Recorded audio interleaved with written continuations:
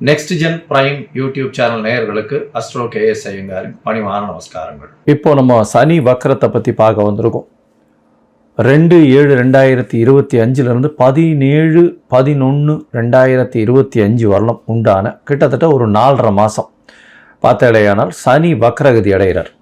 இந்த சனி வக்ரகதி அடைகிறது அப்படின்னா என்ன அப்படின்னா, பொதுவாகவே வக்ரம் என்பது அப்படின்னு பார்த்தாலேயானால் தன்னுடைய திறனை இழக்க செய்வது. அதனால் தன்னுடைய செயல்களில் அதனுடைய செயல்கள் இழந்து இருக்கக்கூடிய காலகட்டமாக இருக்கும். அது என்ன செய்யணும் இருக்கோ அந்த இடத்துல இருக்கக்கூடிய விஷயங்களை செய்ய முடியாத நிலைமையை வக்கரம் என்று சொல்கிறோம். அதனால தான் சொல்கிறது வக்ரகதி அடைகிறதுன்றது மூலியமாக அவர்களுடைய திறமை கம்மியாகக்கூடிய வாய்ப்புகள் உண்டு. சரி, இப்போ இந்த கிரகத்தினை எடுத்து பார்த்தோமே ஆனால் சனி பகவான் வக்ரகதி அடைகிறார். எண்ணியிலிருந்து 2/7/2025 அதாவது ஆனி மாதம் கிட்டத்தட்ட ஒரு 18ஆம் தேதியிலிருந்து அவர் வக்கரகதியில் போகிறார். வக்கரகதியில் போகும்பொழுது என்ன ஆகும் அப்படின்னு பார்த்தீங்கன்னா, பொதுவாகவே வருட கிரகங்கள் அப்படின்னு சொல்லக்கூடியது, அதாவது குருவும் சனியும், ராகு கேத்துக்கு வக்கரம் கிடையாது, சூரியனுக்கு கிடையாது, சந்திரனுக்கு கிடையாது. மிச்சம் இருக்கக்கூடிய கிரகங்களுக்கு பார்த்தீங்கன்னா வக்கரம் அடையக்கூடிய வாய்ப்புகள் உண்டு. இதில் வருட கிரகங்களுக்கு பார்த்தீங்கன்னா சனி குரு இந்த 2 கிரகங்களுக்கும் 5ஆம் இடத்திலிருந்து, அதாவது அவர்கள் இருக்கும் இடத்திலிருந்து 5ஆம் இடத்திற்கு போகும்பொழுது வக்கரம் ஆரம்பிக்கிறதும், அதற்கப்புறம் 9ஆம் இடத்திற்கு போகும்பொழுது வக்கர நிவர்த்தி அடைகிறதும் இது நார்மலாக நடக்கக்கூடிய ஒரு விஷயம்.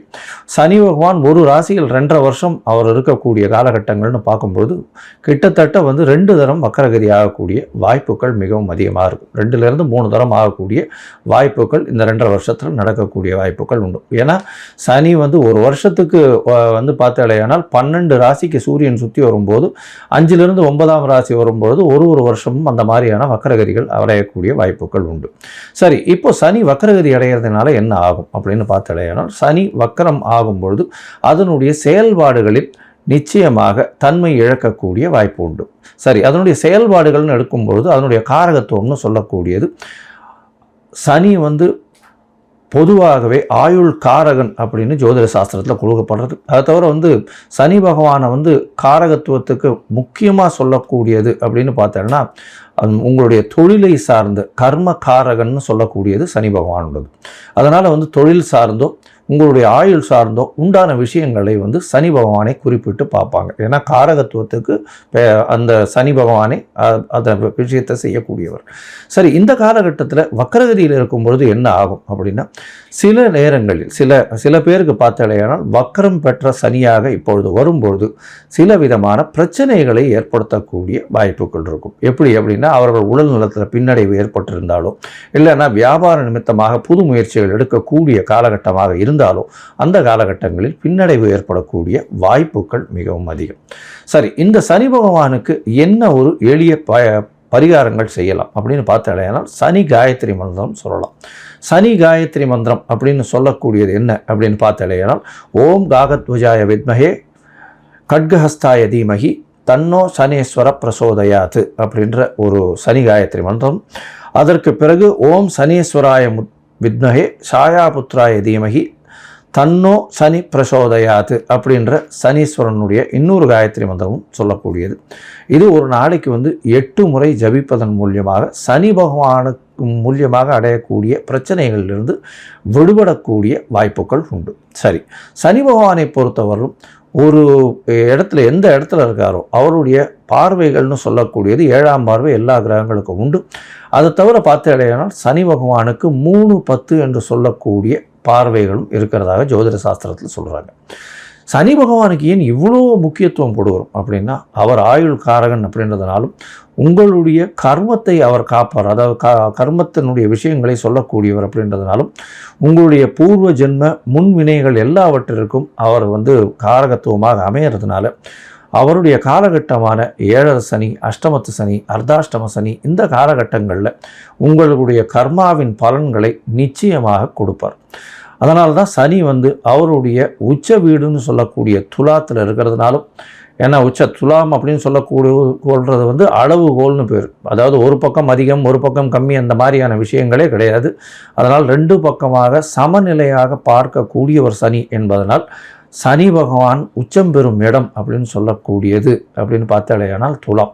அவருடைய ஆட்சி வீடுகள்னு பார்த்தாலேயானால் மகர கும்பம்னு சொல்லக்கூடிய மேற்கு இருக்கக்கூடிய இடமாக சொல்கிறது. சனி பகவானுக்கு பார்த்தாலேயானால் திக்பலம்னு சொல்லக்கூடிய மேற்கில் சக்தி அதிகம். அதாவது இரவு நேரங்களில் பிறந்த குழந்தைகளுக்கு சனியின் மூலியமாக அதீதமான ஆற்றல் இருக்கக்கூடிய வாய்ப்புகள் உண்டு. சரி, சனி பகவானுக்கு உண்டான மரம்னு சொல்லக்கூடியது வன்னி மரம் சொல்லுவாள். சனி பகவானுக்கு உண்டான பழங்கள் மாதுளம்பழம், பேரிச்சம்பழம் அப்படின்னு சொல்லக்கூடியது, உலோகங்கள்னு சொல்லக்கூடியது இரும்பு, அது தவிர தோல் சம்பந்தம், இதெல்லாம் சனி பகவானுக்கு உண்டானது. அதாவது தோலில் பண்ணக்கூடிய பொருட்கள். அதே மாதிரி கீழ்த்தட்டு வேலைகள் செய்பவர்கள், அதாவது கீழ்த்தட்டு வேலைகள் செய்வர்கள்னால் இந்த துப்புரவு பணியாளர்கள், இவங்களுக்கெல்லாம் துப்புரவு பணியாளர்கள், அது தவிர இந்த உடல் வேலை செய்பவர்கள், உடல் வலிமை வேலைகள் செய்பவர்கள், அதாவது வீடு இடிக்கிறது இந்த மாதிரியான விஷயங்கள் செய்பவர்கள், இவர்களுக்கெல்லாம் சனியின் தாக்கம் அதிகமாக இருக்கும். சனியின் மூலியமே வேலை மாறுதல்கள், வேலையில் ஏற்றங்கள், அது தவிர கீழ்த்தட்டு மக்களை இழுப்பது, அரசியல் செல்வாக்கு பெறுவது, இது எல்லாமே சனியினுடைய வேலையாகவே இருக்கும். ரெவல்யூஷனரி லீடர்ஸ் உருவாகக்கூடிய வாய்ப்புகளும் இந்த சனியின் மூலியமாகவே உருவாகுது.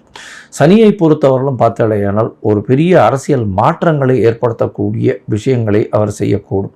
இப்போ வக்கரகதி அடையிறதுனாலும் குருவின் பார்வை இருக்கிறதுனாலும் சில பிரச்சனைகள் அரசாங்கத்திற்கு நிச்சயமாக வரும். அதுவும் இந்த இது சொன்னீங்கன்னா அந்த ரெவல்யூஷனரி பார்ட்டு, அதை தவிர விவசாயிகள் மூலியம், கீழ்த்தட்டு மக்கள் வேலை செய்வது மூலியமாகவும், இன்சூரன்ஸ் மூலியமாகவும், அதை தவிர ஆகாய ஊர்திகள், விமானங்கள், அதை தவிர ரயில் வண்டிகள் பிரச்சனைகள், இதெல்லாம் வரக்கூடிய வாய்ப்புகள் இந்த காலகட்டத்தில் நிச்சயமாக உண்டு.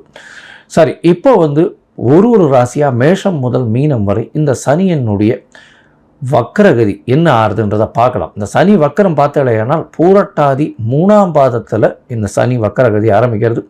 பூரட்டாதி 2ஆம் பாதம் 1ஆம் பாதம் போயிட்டு திருப்பி வக்கர நிவர்த்தி ஆகுது. அது கார்த்திகை மாதம் 2ஆம் தேதி, அது கார்த்திகை 1ஆம் தேதி நினைக்கிறேன், 17/11/2025 அன்னைக்கு வக்கர நிவர்த்தி அடைகிறார். இந்த காலகட்டங்களில் மேஷம் முதல் மீனம் வரை ஒரு ராசியாக என்ன ஒரு மாற்றங்கள் ஏற்றங்கள் இருக்கும் அப்படின்றத நம்ம நிச்சயமாக பார்க்கலாம்.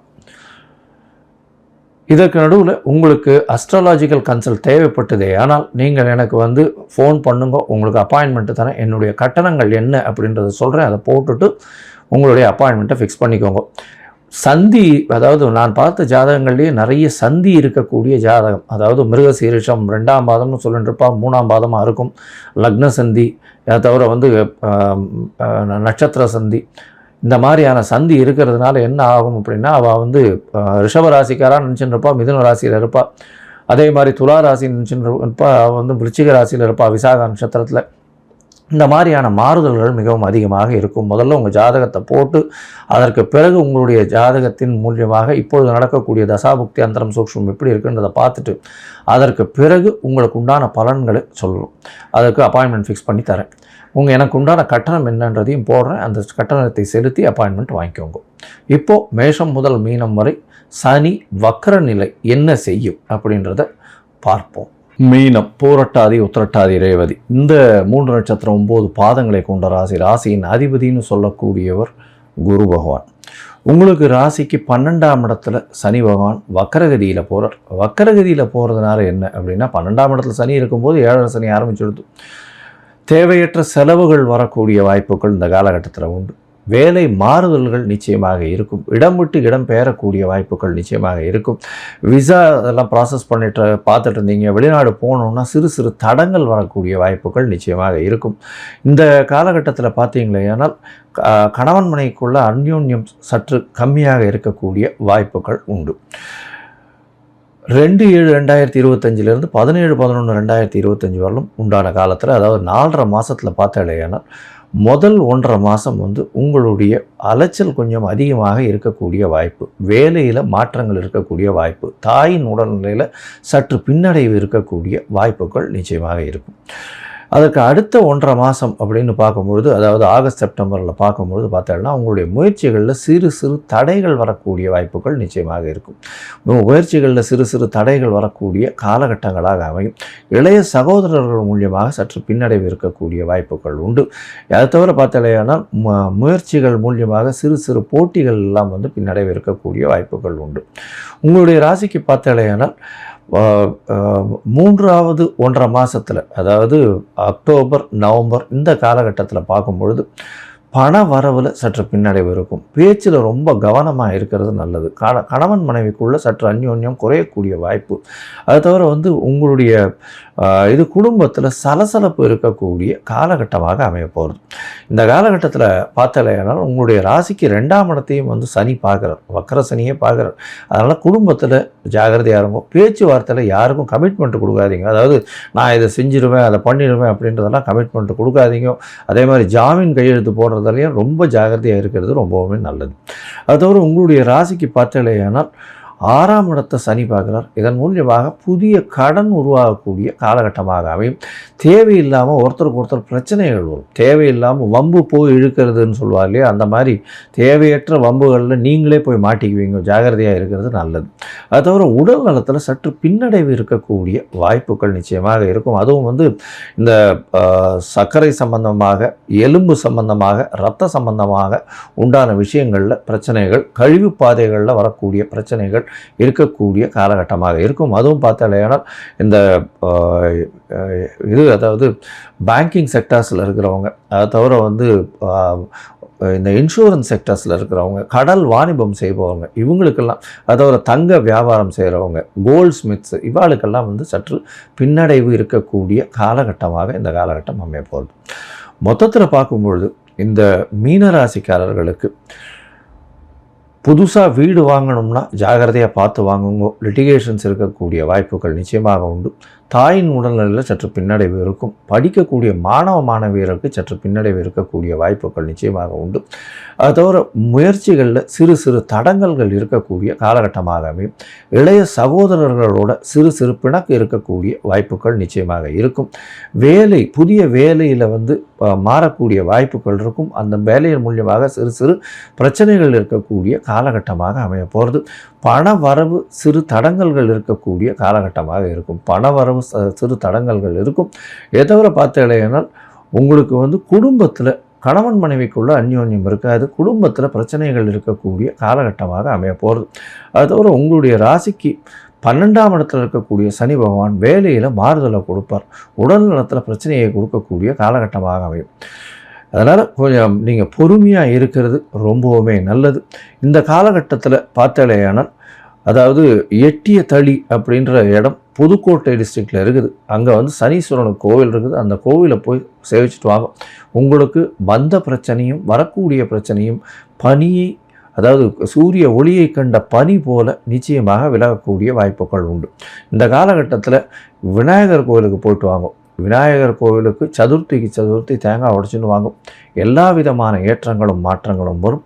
ஒரு வேஷ்டி உத்திரியம் வாங்கி அருகில் இருக்கக்கூடிய கோவில் குருக்களுக்கு உங்களால் சனிக்கிழமை அன்னைக்கு தானமாக கொடுங்க. நிச்சயமாக மாற்றங்கள் உங்கள் வாழ்வில் வரும்.